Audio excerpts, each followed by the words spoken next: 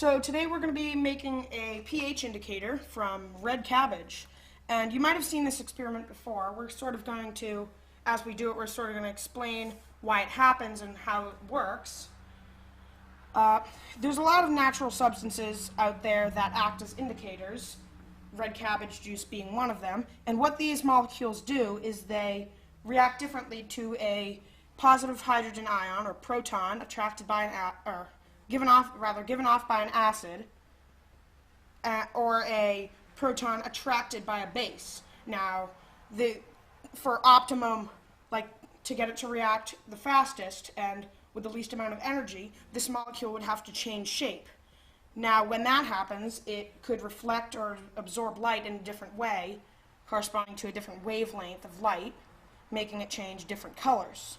Now, so what we're going to do to this red cabbage is we're going to put it in the blender, and that's how we're going to get the juices out. It's going to be sort of shredded.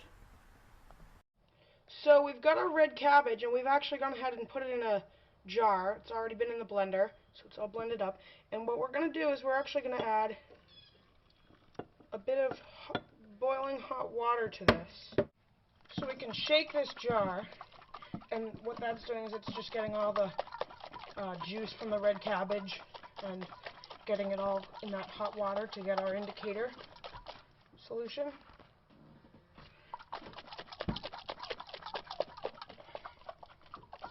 So we're just going to shake that up and then let it sit for a couple minutes to let the chemicals leach out into the water. So what we're going to do now is we're actually going to take our extracted cabbage juice and just sort of filter it. Go ahead and filter this with a coffee filter, and you can see we're obtaining, I don't know if you can see that well, but we're obtaining a nice dark purple liquid. So this is the indicator, and so we're going to be testing this with a few acids and bases to see what. So this is the pH test. We've got 5 chemicals lined up that we're going to test the pH of. Actually, one of them we're not going to test the pH of. The middle one is actually just the control. But the first one's starting with acidic and going up to basic. We've got regular vinegar. And you can see that turns a nice pink color. That's just from the vinegar and red cabbage indicator. You can see the molecules changing shape, absorbing light in a different way.